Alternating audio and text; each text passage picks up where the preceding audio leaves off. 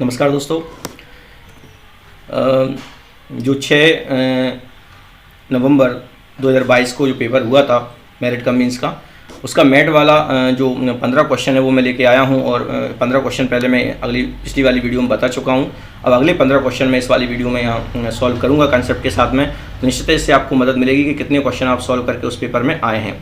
चलिए दोस्तों देखते हैं। तो यहाँ अपन लोग 16 प्रश्न से यहाँ चालू करेंगे। तो यहाँ जो 16 प्रश्न है उसमें आ रहा है कि वर्णक्रम के अनुसार शब्दों का चयन करना है और कौन सा शब्द सबसे पहले आएगा ये देखना है।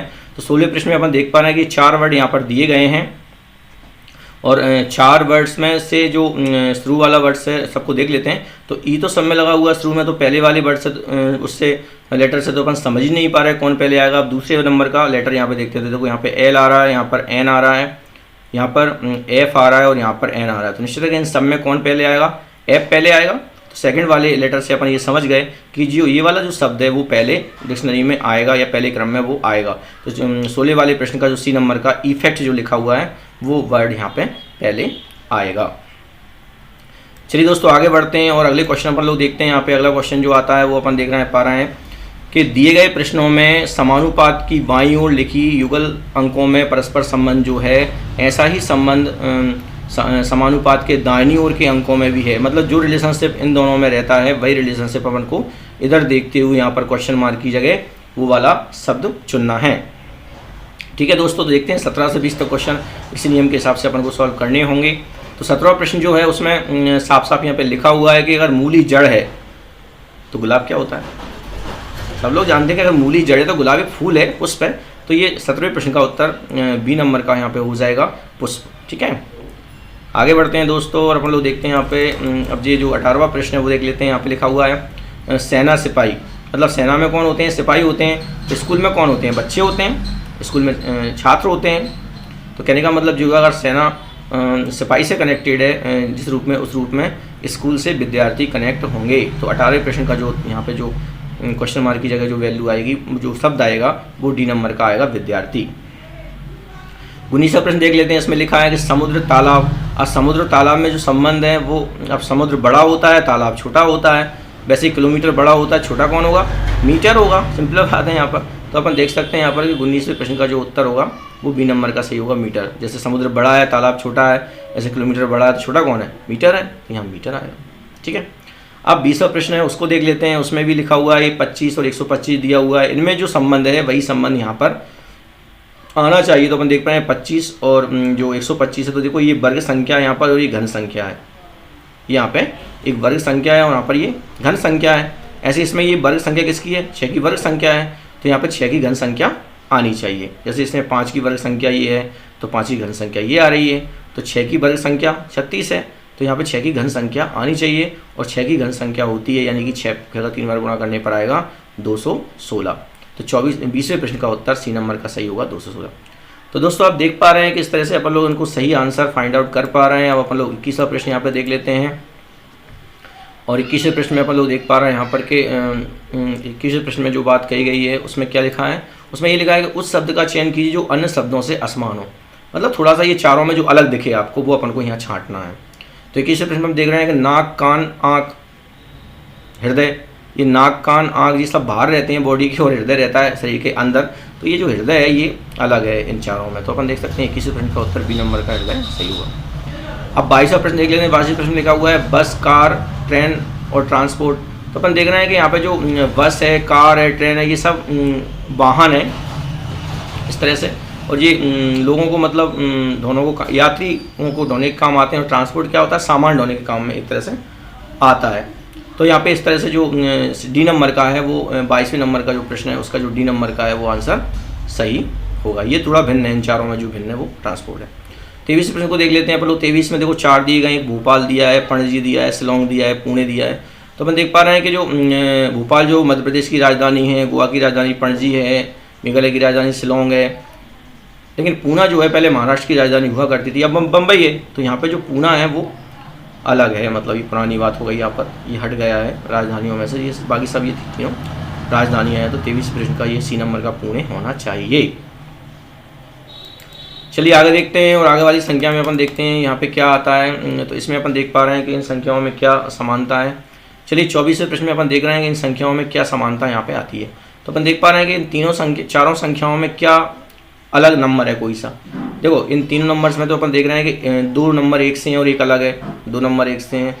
देखो 2 संख्या एक से हैं एक अलग है, 2 अंक एक से हैं एक अलग है, 2 अंक एक से हैं एक अलग है, 2 अंक एक से हैं एक अलग है। लेकिन इसमें देखो तीनों अंक अलग अलग है, तो यही अलग है। तो 24वें प्रश्न का बी नंबर का 312 जो होगा वो आंसर सही होगा। अब आते हैं 25वें क्वेश्चन पे। तो 25वें क्वेश्चन में अपन लोग देखते हैं कि किसी कूट भाषा में ROBE को 5136 लिखा जाता है ना। इसको 5136 यहाँ पे लिखा जा रहा है। और भिंड को BIND भिंड को 3792 लिखा जाता है। तो RIDE को क्या लिखा जाएगा उस भाषा में। चलिए अपन लोग देख लेते हैं। R को 5 कह रहा है यहाँ पर, कौन सा लेटर किस अंक को बता रहा है वो अपन ने यहाँ पे नोट कर लिया है। ठीक है, पहले R से 5 हो गया, O का 1 का लिख सकते हैं अपन, O को 1 लिख सकते हैं, B को 3 लिख सकते हैं, E को 6 लिख सकते हैं, E को 7, I को 7, N को 9 और D को 2। ये अपन यहाँ लिख लिया है पहले स्कोर पर। चलिए तो अब RID का अपन देखते हैं क्या बनता है नंबर।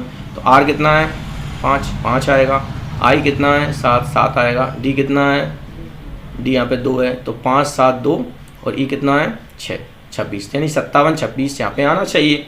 तो 25वें का जो आंसर है वो डी नंबर का 5726 सही है दोस्तों। चलिए आगे बढ़ते हैं और अगला क्वेश्चन अपन लोग देखते हैं। अगला क्वेश्चन एक आया है यहाँ पे, एक परिवार से संबंधित क्वेश्चन आया है और इसमें अपन को 26 से 30 क्वेश्चन, मतलब यहाँ पे 26 27 28 29 30 5 क्वेश्चन इस वाले एक बात लिखी हुई है उससे सॉल्व करना है। तो यहाँ पे अपन देख पा रहे हैं कि सूचनाओं को ध्यान से पढ़िए और दिए गए प्रश्नों के उत्तर दीजिए। तो एक परिवार के सभी 6 सदस्य ABCDE हैं और F 7 और FB यानी मतलब ABCDEF, ये यहाँ पे 6 सदस्य यहाँ पे मौजूद हैं। BC का बेटा है, यहाँ पे बात करें BC का बेटा है, तो ठीक थोड़ा सा डायग्राम अपन को क्रिएट करना पड़ेगा जिससे अपन लोग इस सवाल को आसानी से समझ सकेंगे। तो BC का बेटा है, इसका मतलब ये है कि B C का बाप है, तो C यहाँ पे क्या हो गया, C बाप हो गया और B जो है वो बेटा हो गया। इस बात के अनुसार B C का बेटा है ना, तो C बाप हो गया और B बेटा हो गया। ठीक है, अब आगे बढ़ना है कि C B की माँ नहीं है, मतलब माँ नहीं है इसका मतलब बाप ही होगा, तो ये बाप यहाँ पे क्लियर हो गई बात कि C बाप है और B बेटा है। ठीक है, ओके। आगे बढ़ते हैं। A और C विवाहित युगल है। अगर A और C विवाहित युगल है तो निश्चित है अगर A बाप है तो A क्या होगा, उसकी पत्नी होगी। तो A उसकी जो पत्नी है, तो A क्या हो जाएगी, पत्नी हो गई है ना, इस पिता की पत्नी हो गई। कहने का मतलब जो बाप है उसकी पत्नी ये वाली हो गई। ठीक है, अब यहाँ पे कह रहे हैं कि E C का भाई है, तो जो E है ना वो C का भाई है, तो C क्या है, बाप है, उसका भाई E है, तो यहाँ पर ने उसके साथ में भाई लिख दिया है उसका। ठीक है, और D A की पुत्री है, तो A की पुत्री कौन है, D है, तो A की पुत्री यहाँ पे D लिख दी अपन ने, A की पुत्री D हो गई। ठीक है, F B का भाई है, और जो F है वो इस B का भाई है, तो B के साथ में आएगा ये वाला। तो इस तरह से एक डायग्राम अपन ने सिंपल सा बना लिया है। अब इस डायग्राम से सभी प्रश्न सॉल्व करना आसान हो जाएगा दोस्तों। चलिए फिर अपन देखते हैं पहला जी 26वां प्रश्न ये देख लेते हैं। परिवार में पुरुष सदस्यों की संख्या कितनी है। तो अपन देख सकते हैं पुरुष कौन कौन है। देखिए एक ये भाई, 2 भाई हो गए, 1 2, एक बाप हो गया और एक बेटा हो गया, तो यहाँ 4 लोग हैं। देखो 4 लोग यहाँ पे जेंट्स हैं, 4 लोग यहाँ पर पुरुष हैं। तो 26वें प्रश्न का उत्तर ए नंबर का सही होगा 4। ओके, अब 27वें प्रश्न देख लेते हैं। बी की माँ कौन है, बी की माँ कौन है। अब देख पा रहे हैं कि ये पति पत्नी है और इसका बेटा ये है और इसकी पुत्री ये है, ये पति पत्नी है, तो बी की माँ कौन होगी, तो बी की माँ ए ही होगी, सिंपल सी बात है। तो यहाँ पे इसका जो उत्तर है 27वें प्रश्न का उत्तर कि बी की माँ कौन है, तो बी की माँ यहाँ पे ए होगी, यानी कि डी नंबर का प्रश्न का जो आंसर है 27 नंबर का जो प्रश्न का आंसर है डी नंबर का वो सही है। चलिए आगे बढ़ते हैं। ए के कितने बच्चे हैं, चलिए इसको फिर ग्राफ देना पड़ेगा। 28 जो प्रश्न उसमें लिखना है ए के कितने बच्चे हैं, तो अपन फिर से चित्र को देखना पड़ेगा। ए के कितने बच्चे हैं, तो ए के कितने बच्चे हैं। अब ये मम्मी पापा हैं तो इनके बच्चे क्या है, कौन कौन से, 1 2 3, 2 बेटा है और 1 बेटी है, पुत्री है, तो 3 बच्चे हैं इसमें एक एक। तो यहाँ पे अपना आ जाएगा 28 प्रश्न का ए के कितने बच्चे हैं, 3 बच्चे हैं, 3 आ गया यहाँ पर। अगला प्रश्न है वो देख लेते हैं 29वां। ए की पत्नी कौन है, चलिए ए की पत्नी देख लेते हैं अपन लोग। अब यहाँ पे सी का भाई है ई, इसकी पत्नी तो यहाँ डायग्राम में आ ही नहीं रही है कोई है, मतलब इसकी पत्नी बताना मुश्किल है, दिख रहा है साहब। ई अगर भाई है इसकी पत्नी बताना तो यहाँ पे मुश्किल है, क्योंकि पति पत्नी ये दोनों हो गए तो ये अकेला ही है बेचारा भाई। तो यहाँ पे जो ई है वो उसकी पत्नी यहाँ पे अपन डिफाइन नहीं कर सकते, नहीं बता सकते। तो अपन इस वाले प्रश्न के लिए अपन देखते हैं क्या आता है यहाँ पर। तो ई की पत्नी कौन है, तो ज्ञात नहीं कर सकते, सही बात है। ई की पत्नी उसमें डायग्राम में दिख ही नहीं पा रही है अपन को। तो 29वें का जो प्रश्न का आंसर होगा वो डी नंबर का सही होगा दोस्तों। चलिए अब देखते हैं तीसरा प्रश्न, निम्न में से कौन सी जोड़ी महिलाओं की है। मतलब उस डायग्राम में महिलाएं कौन कौन सी हैं उस परिवार में, वो अपन को देखना है। तो उसके लिए अपन लोग फिर से डायग्राम को देखते हैं। तो अपन देख पा रहे हैं कि इन 6 लोगों में ये 2 ही महिलाएं हैं, एक तो माँ है, एक उसकी बेटी है, ये दोनों महिलाएं हैं। तो 2 ही हैं, ए और डी का ग्रुप जो है वो महिलाओं का है। तो यहाँ पे जो तीसरा प्रश्न होगा उसका जो आंसर होगा निम्न में से कौन सी जोड़ी महिलाओं की है, वो ए और डी होगी, चित्र के अनुसार जो मैंने चित्र बनाया ऊपर। ठीक है, तो तीसरे प्रश्न का जो उत्तर है वो बी नंबर का सही होना चाहिए, ए कॉमा डी, ए डी वाला। ओके, तो दोस्तों आपने देखा कि इस तरह से मैंने ये जो मैथ के अगले 15 क्वेश्चन 16 से लेके 30 तक नंबर के जो क्वेश्चन है वो सॉल्व किए। और निश्चित है आपको ये सभी क्वेश्चन अच्छे तरह से समझ में आ गए होंगे। और अपने पेपर में भी आप देख सकते हैं कि कौन कौन से क्वेश्चन आप पेपर में रविवार को सॉल्व करके आए थे और अपने नंबर जोड़ सकते हैं दोस्तों। तो अगर आपको वीडियो पसंद आई हो, अच्छी लगी हो, तो आप निश्चित से शेयर करें, लाइक करें, कमेंट्स करें और मेरे चैनल को सब्सक्राइब करें। धन्यवाद साथियों।